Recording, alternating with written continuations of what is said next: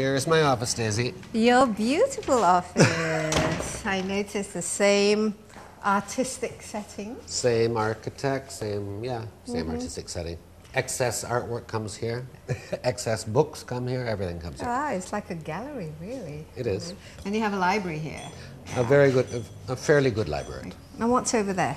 That's our store. I mean, we have some things in there, but it's being refurbished right now, being renovated. But I can show you some things. Okay. So, this is a shop. Well, it's the makings of a shop. I mean, it's not complete. We're renovating it right now, but we have some of our things here. Is it also part of your fundraising efforts to Yes, sell? I mean, the thing is, the distribution system in Indonesia is heavily weighted in favor of the distributor, who takes 60%. So if we can sell our books directly from the office or online, we get that 60%. Okay, so these are some of the books that Lontar has published over the years, right? Yeah. And could, tell me about them, Well, and how, in terms of, choosing books that are suitable for translation, what are the sort of the criteria and the sort of thought process that go behind?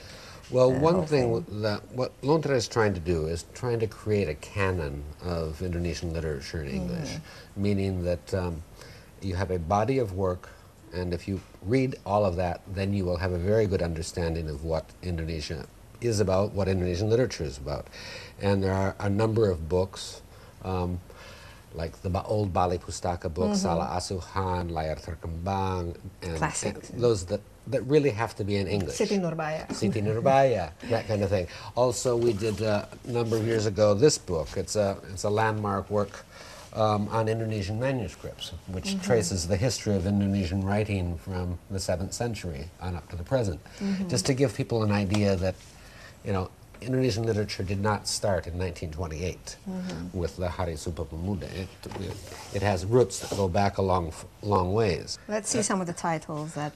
Okay, this is And the War is Over, which is Dan Perang Pun Usai, and Shackles, Belenggu. this is Belenggu. I've read this, is very good. Yeah, Mira dari Banda. So we go from, at present from 1922 up to 2008.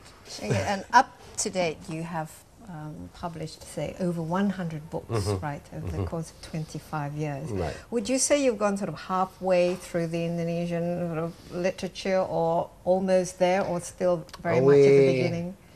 We've started, we've laid good groundwork. We still have a long way to go. Our focus for the past 25 years has basically been on the past. And we still have a long way to go to bring it up to the present. But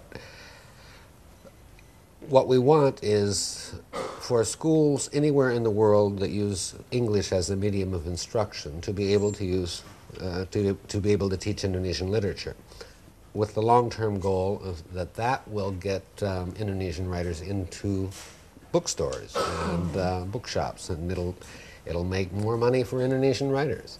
But until you can teach Indonesian literature as a course abroad, it's not going to enter the mainstream. Okay, and this is basically sort of the backbone of Indonesian literature. Exactly. Other than translating and publishing Indonesian literature in English and distributing the books to buyers and bookshops, Lontar also takes part in local and international festivals, such as the Ubud Writers and Readers Festival, Makassar International Writers Festival, Borobudur Writers and Cultural Festival, Singapore Writers Festival, and the upcoming Frankfurt Book Fair. The foundation now has 7 full-time staff in its office in Pejompongan, not far from John's house. Now, you've been sort of handling these novels and these works, or the dramas and the poetry, for quite a considerable time, and they span quite a long time in terms of Indonesian literary history. What do you see as a sort of the overall running theme, or the essence of what makes and constitutes Indonesian literature? Can you define Well, some what kind you of see theme? is, more than anything else, you see on the part of Indonesian writers an extreme, an intense involvement in their own history. I mean, and you see in all of the books that they are speaking for their age, for their era, for their generation. I mean, Abdul Muis was speaking for his generation. Mas Marco, we haven't translated his book yet, but he's speaking, Pramudia is speaking for his generation. Mokhtar Lubis, Gunawan Muhammad, and so on and so forth. And so these books are capsules, time capsules. And once you have enough of them, then you can begin to understand what is Indonesia, what is the Indonesian people. You have involvement on the part of Indonesian writers. It may come as a surprise to us that there are people and universities around the world that take an interest in Indonesian literature and offer Indonesian studies as part of their academic programs.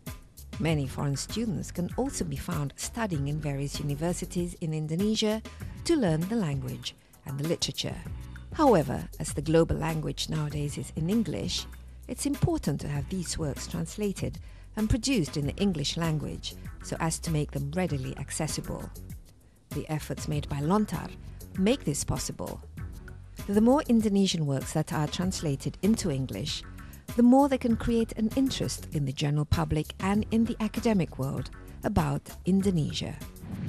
And your audience, the people who buy your books, these people overseas, who are they? And what do they do with the books other than just reading them? Do they use them as a kind of a basis to teach Indonesian literature, or is it also for pleasurable?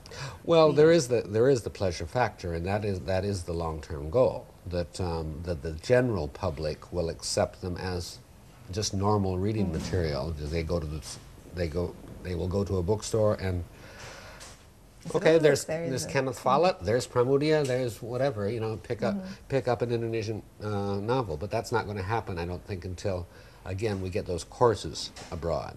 When, looking ahead of what kind of things that Lontar wants to do, are you sort of optimistic that you can sustain it using the same sort of model, translating I think it's getting easier. I think it's getting easier. And, okay, I mean, Lontar owns its own office. The internet and the new print technologies make it easier to get things out. We don't have to have a warehouse anymore. Unless you print, these big books. But textbooks, black and white books, we can have almost a virtual office. So it is sustainable. Say, for example, if you one day decide to go back to Wisconsin, can this be... But that's the problem. I mean, we need more. I don't want to say more people like myself, but we need more people who are dedicated to the same cause. And until now, it's been myself doing most of the fundraising, and I don't know, who wants to do that. I mean, a lot of people love to publish books, but they don't like to fundraise. Now you mentioned the Habe Yassin yes. library. I mean, I think maybe we should go there. I would like to show you, the stacks, and what needs to be saved. Should we go? Yes. Okay.